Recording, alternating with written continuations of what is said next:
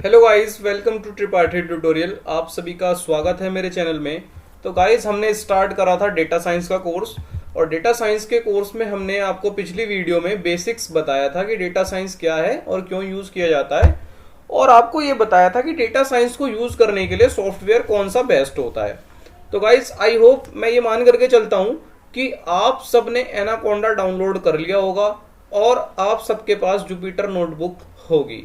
तो आज हम थोड़ा सा डिस्कस करते हैं कि हम अपने इस कोर्स में क्या क्या पढ़ने वाले हैं। तो सबसे पहले हम पढ़ेंगे नमपाई। नमपाई के बाद हम पढ़ेंगे पांडास। फिर हम डेटा एनालिसिस पढ़ेंगे, डेटा क्लीनिंग पढ़ेंगे, डेटा एनकोडिंग पढ़ेंगे, डेटा विजुअलाइजेशन पढ़ेंगे, और उसके बाद हम मशीन लर्निंग के मॉडल्स का भी डिस्कशन इसी सीरीज में करेंगे।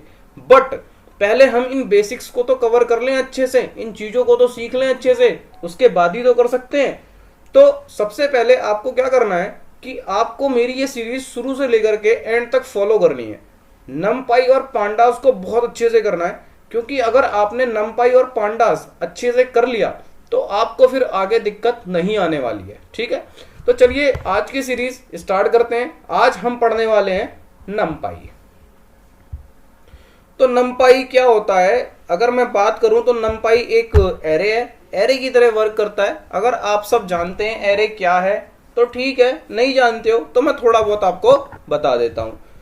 तो सबसे पहले हम जाएंगे सर्च पे, और हम यहाँ पे सर्च करेंगे जुपिटर नोटबुक, क्योंकि मेरे पास जुपिटर नोटबुक है और मैं डेटा साइंस की कोडिंग जो है वो जुपिटर नोटबुक में करता हूँ। क्योंकि इसका ये फायदा है कि काफ़ी जो लाइब्रेरीज होती हैं वो मुझे इंस्टॉल नहीं करनी पड़ती है, इसमें ही बिल्डअप है जो जो मुझे यूज़ करना होता है। ठीक है, और कुछ चीज़ें जो इसमें बिल्डअप नहीं है वो तो आप जानते ही हो। पाइथन में अगर कोई भी चीज़ हमें इंस्टॉल करनी है तो सिंपल CMD में जाइए अपने, और वहां पर लिख दीजिए पिप इंस्टॉल। अब आप पिप इंस्टॉल लिख के पांडास को भी इंस्टॉल कर सकते हैं, पिप इंस्टॉल नमपाई, नमपाई को भी इंस्टॉल कर सकते हैं। ठीक है, तो अब जुपिटर यूज कैसे करते हैं एक बार और देखते हैं। सबसे पहले मान लो मैं एक नई फाइल बनाना चाहता हूं, तो मैं न्यू पे क्लिक करूंगा, पाइथन 3।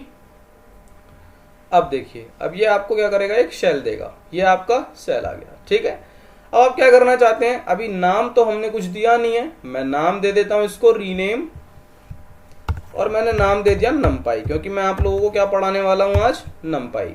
ठीक है, चलिए अब, अच्छा, नमपाई नाम की एक और फाइल है तो इसीलिए ले नहीं रहा, मैंने नमपाई 1 कर दिया। अब ये हमारे शेल है, हम इसमें कोडिंग करते हैं। पिछली वीडियो मैंने आपको बताया था थोड़ा बहुत इस सेल के बारे में, और आप कैसे कैसे यूज कर सकते हैं इस सेल को, वो भी मैंने बताया था। तो इस वीडियो में मैं आपको नमपाई के बारे में थोड़ा बहुत बता देता हूं। तो अगर आपको याद है पाइथन, मैंने आपको पाइथन पढ़ाई थी, तो पाइथन में हम क्या करते थे, हम एक वेरिएबल लेते थे, और वहां पे आपने लिस्ट का कॉन्सेप्ट पढ़ा था। लिस्ट को हम स्क्वायर ब्रैकेट में ही दिखाते थे, और आपने लिख दिया 1, 2, 3। तो आप अभी तक कहेंगे कि सर ये तो लिस्ट है। ठीक है, पर अगर बात करी जाए तो यही एरे है। ठीक है, हम नमपाई के अंदर क्या करते हैं, लिस्ट से एरे बनाते हैं। ठीक है, और वो कैसे बनाते हैं वो देखते हैं। तो चलिए, एरे और लिस्ट में क्या डिफरेंस है वो भी आप धीरे धीरे कोड करते करते सीखेंगे। मैं आपको सारी चीजें बताऊंगा, पहले थोड़ा सा बेसिक डिस्कशन कर लेते हैं नमपाई के बारे में, ताकि आपको समझ में आए कि ये चीज क्या है। तो अगर आप नमपाई यूज करना चाहते हैं तो सबसे पहले आपको करना पड़ेगा इंपोर्ट नमपाई एज। अब आप एज में कुछ भी लिख दीजिए, एन लिख दीजिए, नम लिख दीजिए, तो मैं एनपी लिखता हूं। ठीक है, इंपोर्ट नमपाई एज एनपी। अब नमपाई में मैंने आपको बताया कि हम एक एरे क्रिएट करते हैं। ठीक है, किसकी मदद से, एक लिस्ट होती है जो। ठीक है, तो उसके लिए आपको सिंपल क्या करना है, एक वेरिएबल लेना है और np डॉट एरे, बस सिंपल np डॉट एरे। ठीक है, np डॉट एरे, एरे एक मेथड है, आप उसको यहां पे कॉल करवा रहे हैं। ठीक है, np डॉट एरे। अब इसके अंदर आप अपना एरे पास कर दीजिए। मैंने बोला 1, 2, 3, 4। ठीक है, तो मैंने बोला 1, 2, 3, 4 कि ये है मेरा एरे। अब सबसे पहले आपको कैसे पता चलेगा कि ये आपका एरे है या क्या है, या एरे क्रिएट हुआ या नहीं हुआ, तो आप सबसे पहले इसका टाइप चेक करिए। तो मैंने आपको जब पाइथन पढ़ाई थी तो मैंने आपको एक टाइप फंक्शन बताया था। टाइप कहता है कि भाई मुझे वेरिएबल का नाम दे दो, मैं उसका टाइप आपको बता दूंगा। और देखिए ये मैंने लिख दिया टाइप ऑफ A1 कि A1 का मुझे टाइप बताओ। अब आपको इसको रन कराना है। रन कराने के लिए हम यूज करते हैं कंट्रोल एंटर। तो वो क्या कह रहा है, कह रहा है कि class numpy dot and D array, ठीक है, उसने आपको बता दिया कि ये एरे है, ठीक है भाई। लेकिन अगर इसी चीज को मैं np डॉट एरे की जगह, इसी चीज को मैं, मेरी बात को जरा ध्यान से सुनिएगा, डायरेक्ट लिखता हूं 1 2 3 4, तो ये क्या करेगा, तभी भी मैं एक काम करता हूं। अब इसको प्रिंट कराता हूं, किसको, टाइप प्रिंट कराता हूं मैं A2 का। अब देखते हैं ये क्या देता है, तो कंट्रोल एंटर। तो अब इसने बोला कि भाई ये तो लिस्ट है, जाहिर सी बात है, मैंने आपको पाइथन में पढ़ाया ही था लिस्ट, ठीक है। तो अगर मैं आपको डायरेक्ट बता देता तो आप कहते ये तो लिस्ट है। तो हम यहाँ पे क्या करते हैं, हम लिस्ट को ही एक एरे की तरह कन्वर्ट करते हैं, देन उसको यूज करते हैं। क्योंकि जब आप पांडास पढ़ोगे, डेटा फ्रेम पढ़ोगे, ठीक है, तो वहां पर सारी चीजें क्या होती हैं, एरे की फॉर्म में होती हैं, जिसकी वजह से आपको काम ज्यादा होता है, तो हम एरे में कन्वर्ट कर देते हैं और उनको यूज करते हैं, ठीक है। तो चलिए अब ये लिस्ट वाली कहानी खत्म करते हैं। लिस्ट को अभी हम भूल जाते हैं, अब हम क्योंकि एरे पढ़ने वाले हैं। तो एरे जो है, एरे आपके 1 डायमेंशनल, 2 डायमेंशनल, 3 डायमेंशनल, 4 डायमेंशनल कितने भी हो सकते हैं, ठीक है। मैट्रिक्स आप सबने पढ़ी होगी, आप सब मैट्रिक्स के बारे में जानते होंगे। अगर मैं मैट्रिक्स की बात करूं तो मैट्रिक्स में क्या होता था, रो और कॉलम हम डिफाइन करते थे।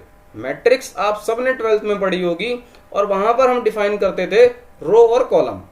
तो वही आपका क्या है, एरे है, ठीक है। जब छोटे थे तो मैट्रिक्स बोल देते थे, अब थोड़े से बड़े हुए तो हम इसे एरे कहने लग गए, ठीक है। यहाँ पे क्या है, 1D एरे। 1D एरे का मतलब क्या है, एक रो, ये रही एक रो, ठीक है।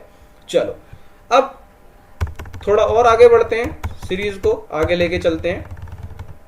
एक और एग्जांपल लेते हैं। मैंने बोला A2, हाँ मैंने बोला कि यार एक बात बताओ, इसकी डायमेंशन बताओ। तो डायमेंशन चेक करने के लिए हम यूज करते हैं प्रिंट।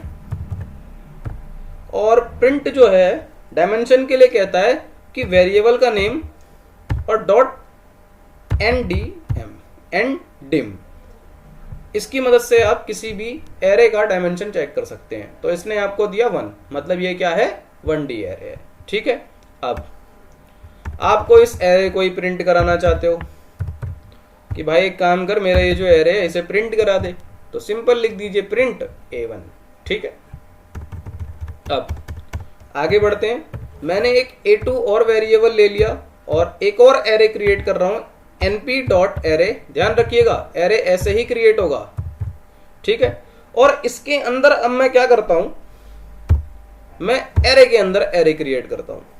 तो सबसे पहले मैं क्या करता हूं, 1,2, मान लो मैंने 2,3 एक ये एरे ले लिया, और उसके बाद कॉमा एक मैंने ले लिया 7,8। अब यहां पे मैंने क्या किया, यहां पे मैंने एक 2,3 एक एरे लिया और एक 7,8 एरे लिया, और उसको मैंने एक बड़ा वाला एरे उसके अंदर लिया, ठीक है। तो सबसे पहले एक काम करते हैं, प्रिंट करा करके पहले डायमेंशन चेक कर लेते हैं A2 एरे की, ठीक है। तो उसके लिए मैं यूज करूंगा वेरिएबल नेम डॉट ndim, ठीक है। अब इसने क्या दिया 2, मतलब ये क्या है, 2D एरे है, मतलब ये क्या है, 2D एरे है। अब मैं प्रिंट करवाता हूं किसे, A2 को। तो अगर आप A2 को मैंने जब प्रिंट कराया तो आप यहां पर ये देखिए, एक मिनट रुको, मैं इसे कमेंट कर देता हूं डिम को, ताकि आपको समझने में थोड़ी आसानी हो। चलो और कंट्रोल एंटर। अब आप देख सकते हैं आपके पास ये मैट्रिक्स की फॉर्म में। अब रो कितनी है, 1 2, 2 रो है, 1 2, 2 रो है, इसलिए क्या बन गया, 2D एरे बन गया। आई होप गाइस आपको समझ में आया होगा 1D एरे क्या है और 2D एरे क्या है, ठीक है। तो चलिए थोड़ा और आगे बढ़ते हैं और सीखते हैं कि और हम क्या क्या कर सकते हैं एरे के अंदर नंपाई की मदद से, ठीक है। तो चलिए देखते हैं। देखिए कोडिंग क्या है, कोडिंग कर करके आती है, प्रैक्टिस कर करके आती है। बस आपका कॉन्सेप्ट क्लियर होना चाहिए। अगर आप लोगों का कॉन्सेप्ट क्लियर है तो आप इजीली कोडिंग कर सकते हैं। कोडिंग बहुत बड़ी चीज नहीं है, ठीक है। अब मान लो मुझे लेंथ चेक करनी है, मुझे लेंथ चेक करनी है अपने एरे की। अभी तो छोटा सा है तो आप काउंट करके बता सकते हो, लेकिन बहुत बड़ा हो गया डेटा सेट पूरा, वहां पर हम काम करेंगे डेटा सेट पे, तो कैसे चेक करोगे? तो कुछ नहीं करना आपको। अगर हमें किसी भी अपने एरे की लेंथ चेक करनी है तो हम एक फंक्शन लिखते हैं लेन, और इसके अंदर आप अपने वेरिएबल का नाम लिख दीजिए। तो देखिए मैंने a1 लिखा था, a1 का उसने क्या दिया 4, क्योंकि इसमें 1 2 3 4, इसकी लेंथ कितनी है 4। इसी तरीके से a2 की भी लेंथ चेक करिए, तो a2 की उसने लेंथ कितनी दी 2 दी। क्यों? क्योंकि वो बड़े वाले एरे से चेक करता है, ठीक है। ये जो बड़ा वाला एरे है, जो मेन एरे है, ठीक है, इसके अंदर ही तो है ये दोनों, ये 1 है ये 2 है, इसने ऐसे काउंट किया इसे, ठीक है। तो ये तो थी लेंथ की लंबाई नप रही थी। लेकिन अगर हम एक चीज और देखते हैं इसके अंदर, साइज ऑफ, क्या देखने वाले हम? Size of. लेंथ हमने देख लिया, लेंथ कैसे फाइंड आउट करते हैं, लेंथ हमें क्या आउटपुट देता है। अब देखते हैं साइज ऑफ। एक होता है आपका साइज ऑफ, ठीक है। तो साइज कैसे निकालते हैं? उसमें आपको वेरिएबल नेम डॉट साइज। अब तो a1 डॉट साइज, a1 का तो साइज जो है वो 4 ही बता रहा है, ठीक है, और उसने लेंथ भी तुम्हें 4 ही बताई थी, ठीक है। यहां पर आपका एक चीज और क्लियर होगा, लेंथ और साइज में डिफरेंस। अब a2 की साइज निकालिए, तो अब उसने a2 का साइज क्या बोला? 4 बोला। a2 का साइज क्या बोला? 4 बोला। लेकिन लेंथ क्या कह रहा था? लेंथ कह रहा था 2, ठीक है। गौर से सुनिएगा मेरी बात को, लेंथ क्या कह रहा था? 2। अब एक चीज देखिए यार, सबसे पहले हम लेंथ पे चलते हैं। लेंथ क्या कर रहा था? वो जो बड़ा वाला जो आपका ये जो मेन एरे है, मेन एरे में जितने एलिमेंट उसे दिख रहे थे, मतलब मेन एरे की मदद से वो चेक कर रहा था, काउंट कर रहा था। तो 1 2 3 4 मेन एरे में जो कॉमास थे उनकी मदद से वो चेक कर रहा था। तो यहां पर उसको एक ही कॉमा दिखा, मतलब कॉमा से पहले वाला 1 हो गया, कॉमा के बाद वाला 2 हो गया। तो लेंथ ऐसे चेक करी जाती है। लेकिन जो साइज होती है, साइज क्या करता है? जितने भी एलिमेंट होते हैं उनको काउंट करता है। तो 1 2 3 4, यहाँ पे भी 1 2 3 4। आई होप गाइस आपको समझ में आया होगा साइज और लेंथ में डिफरेंस क्या है। प्लीज अच्छे से पढ़िएगा, क्योंकि ये बहुत इंपॉर्टेंट चीजें हैं। इन्हीं छोटी छोटी चीजों का हम यूज आगे करेंगे और करने वाले हैं, ठीक है। तो चलिए देखते हैं। अब एक चीज और देखते हैं कि यार एक बात बताओ, क्या मैं खाली नेचुरल नंबर ही मतलब इसमें या वोल नंबर यूज कर सकता हूँ? मैं डेसिमल नंबर यूज नहीं कर सकता क्या इसमें? मैंने बोला कर सकते हो भाई, कोई दिक्कत नहीं है। तो मैंने एक काम किया, मैंने एक वेरिएबल लिया a1 और मैंने एक एरे क्रिएट किया दोबारा np.array, और इसके अंदर मैंने एक एरे बनाया 1.1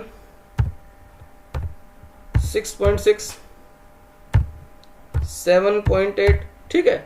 और मैंने अब क्या किया, मैंने a3 को प्रिंट करा लिया, ठीक है। तो देखिए अगर आप प्रिंट कराते हैं तो वो आपको अलग आउटपुट दे रहा था, ठीक है। लेकिन अगर आप प्रिंट नहीं कराते हैं, डायरेक्ट वेरिएबल लिख देते हैं, ये सब जुपिटर का कमाल है, ठीक है। डायरेक्ट वेरिएबल लिखिए और कंट्रोल एंटर दबा दीजिए। जैसे देखिए अभी कुछ नहीं है, 4 है, क्योंकि मैंने प्रिंट करा रखा है किसको? साइज ऑफ a2 मैंने प्रिंट करा रखा है, इसलिए वो आपको 4 दिख रहा था, ठीक है। अब मैंने साइज ऑफ a2 भी हटा दिया और रिफ्रेश कर दिया सेल को।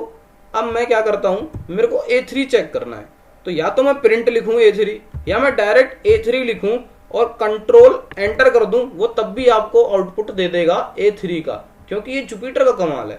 और आप देख सकते हैं बाकायदा आपको बताते हुए आउटपुट दे रहा है कि ये एक एरे है और ये इसके एलिमेंट है। तो गाइस आज के लिए इतना ही रखते हैं, ठीक है, क्योंकि गर्म हलवा खाने से जीभ जल जाती है। धीरे धीरे चीजों को सीखेंगे। आई होप आपको समझ में आया होगा। अगर आपको मेरी ये वीडियो अच्छी लगी तो प्लीज मेरे चैनल को सब्सक्राइब कर दीजिए और मेरी वीडियो को लाइक करिए और प्लीज शेयर करना मत भूलिएगा। Thank you so much.